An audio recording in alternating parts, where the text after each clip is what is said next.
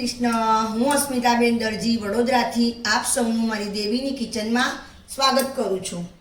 આજે આપણે લીલા ચણાનું શાક બનાવવાનું છે, જે માર્કેટમાં શિયાળો હોય ત્યારે જ મળે છે। કોઈ લીલા ચણા કહે, કોઈ તેને પોપટા કહે, તમે શું કહો છો તે કમેન્ટ કરીને મને જણાવશો। તો આપણે એમાં કઈ કઈ સામગ્રી લેવાની છે તે હું તમને બતાવી દઉં। આપણે અહીંયા લીલા ચણા લેવાના છે, ટામેટાં, ડુંગળી, દહીં, લીલા ધાણા, આદુ મરચાં લસણની પેસ્ટ, લીલું લસણ, ખડા મસાલામાં તજ, લવિંગ, મરી, એલચી, તમાલપત્ર, જીરું વગેરે આપણે લઈશું। તો મેં મારા પહેલાંના વિડીયોમાં આપણે આ લીલા પોપટા કઈ રીતે ફોલવા, કારણ કે ફોલવામાં ઘણા અઘરા છે અને હાર્ડ પડે છે, તો એને સરળતાથી કેવી રીતે ફોલી શકાય તે મેં મારો એક વિડીયો બતાવ્યો છે।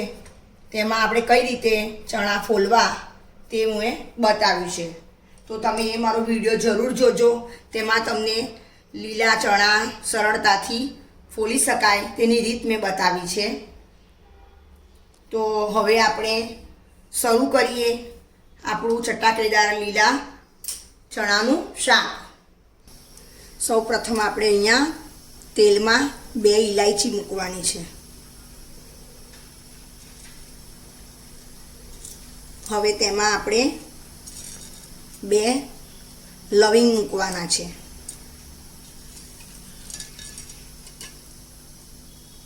7 થી 8 દાણા મરીના મૂકવાના છે।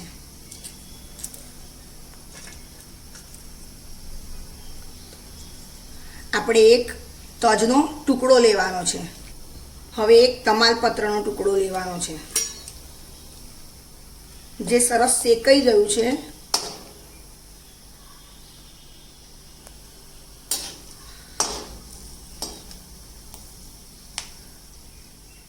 હવે તેને આપણે બહાર કાઢી લેવાનો છે।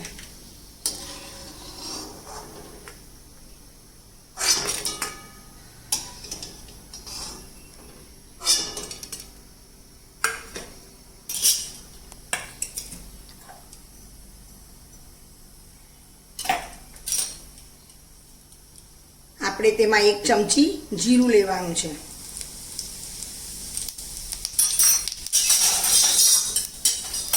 હવે આપણે તેમાં લીલું લસણ એડ કરવાનું છે।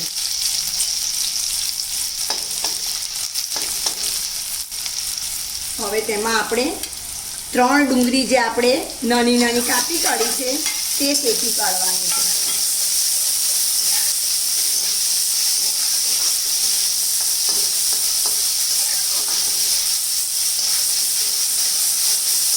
આપણે તેમાં મીઠું એડ કરવાનું છે, જેથી આપણી ડુંગળી સરળતાથી શેકાઈ જાય।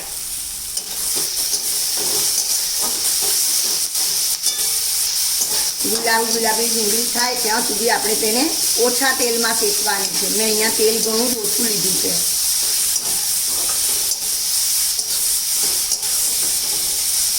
હવે આપણી ડુંગળી શેકાઈ ગઈ છે, તેનો કલર બદલાઈ ગયો છે। હવે તેમાં આપણે ટામેટાં એડ કરવાના છે।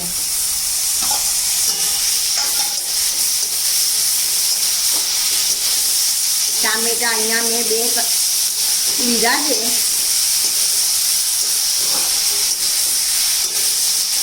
હવે આપણે ટામેટાં થોડા સિજવા દઈએ।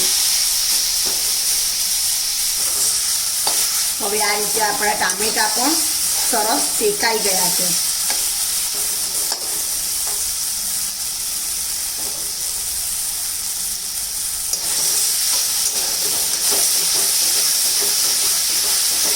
મસાલો શેકાઈ ગયો છે। ઠંડો પડે ત્યાં સુધી આપણે લીલા ચણા ધોઈ કાઢીએ। આપણે ચણાને 2 થી 3 પાણીએ ધોઈ કાઢવાના છે।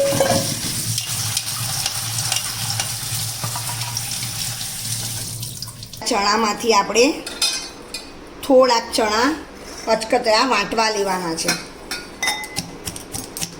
કચકતરા વાટીશું તો તેની ગ્રેવી સરસ થશે, જાડી, અને ટેસ્ટ પણ ઘણો સરસ આવશે। હવે જે આપણી શેકેલી ડુંગળી ટામેટાનો મસાલો છે તે આપણે મિક્સરમાં તેને ગ્રેવી બનાવવાની છે.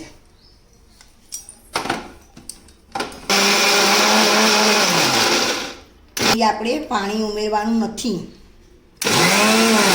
ટામેટા લીધા છે માટે તે સરસ ગ્રાઇન્ડ થઈ જશે. બનાવવાની શરૂઆત કરીએ છીએ.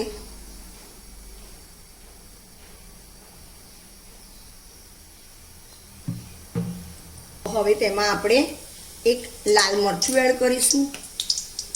તેમાં આપણે લીલું લસણ એડ કરીશું.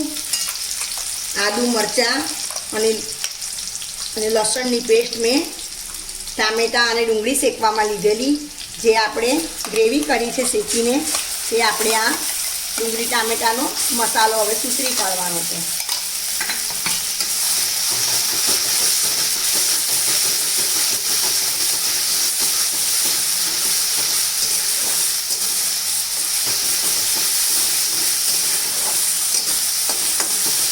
હમણાં શિયાળો છે, લીલું લસણ સરળતાથી આપણને મળી રહે છે, માટે મારી દરેક રસોઈમાં લીલા લસણનો વપરાશ વધારે હોય છે.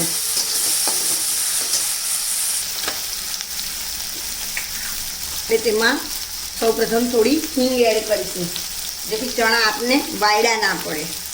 સ્વાદ અનુસાર તેમાં અડધી ચમચી હળદર એડ કરીશું. લાલ મરચું એડ કરીશું અને ધાણા જીરું.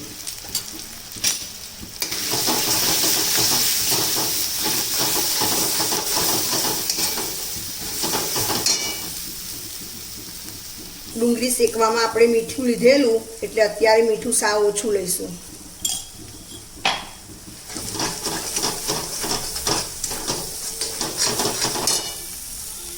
હવે મસાલો થોડો બળી ના જાય તેના માટે થોડું પાણી એડ કરીશું. મસાલો સરસ આપણો શેકાઈ ગયો છે. હવે તેમાં આપણે 2 ચમચી દહીં એડ કરીશું.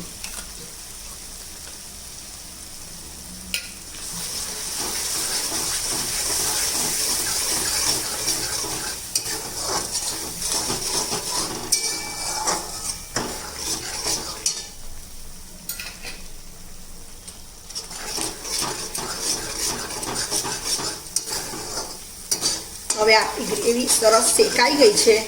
હવે તેમાં આપણે લીલા ચણા એડ કરીશું.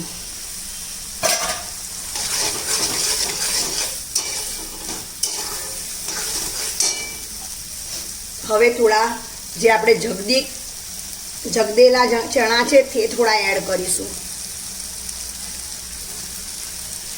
મેં તેને ખાયણીમાં થોડા જગદી કાઢ્યા છે, જેથી તેની રસો સરસ બનશે, તેનો ટેસ્ટ સરસ થશે. સરસ હવે આ શેકાઈ ગયું છે. હવે તેને આપણે ચણાને સીજવા તેમાં પાણી એડ કરીશું.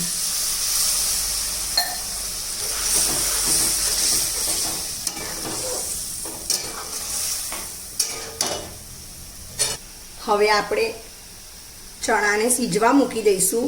આ ચણા સરળતાથી સીજી જશે, એને બાફવાની કોઈ જરૂર નથી.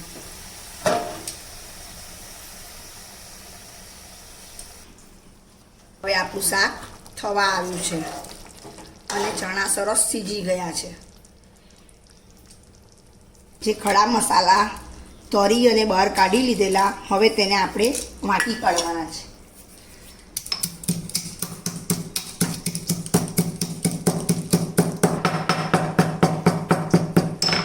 ખડા મસાલા આપણે જે તરીને કાઢી લીધેલા અને હવે વાટ્યા છે તે એડ કરવાનો છે. અહીંયા મેં 1 ચમચી જેટલી કસ્તુરી મેથી લીધી છે, તે હવે આપણે એડ કરવાની છે.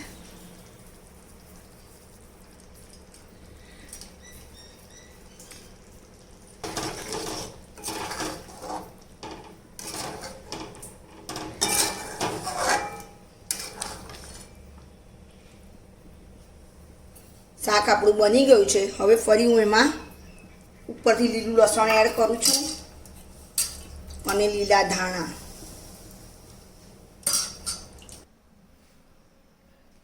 તો ફ્રેન્ડ્સ, તૈયાર છે આપણું લીલા વટાણાનું શાક, જેને કોઈ પોપટા કહે છે. એ હોટલ જેવું સરસ ગ્રેવીવાળું બન્યું છે. ટેસ્ટમાં ખૂબ જ સરસ. તમે આને પરેઠા સાથે ખાઈ શકો.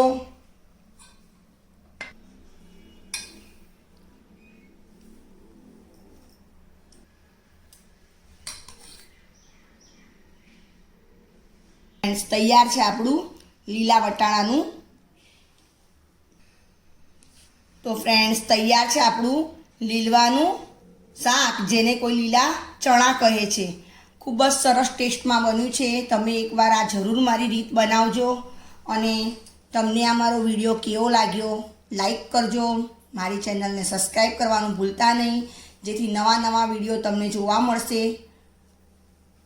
ચાલો ત્યારે ફરી મળીશું આપણે નેક્સ્ટ વિડીયોમાં. બાય.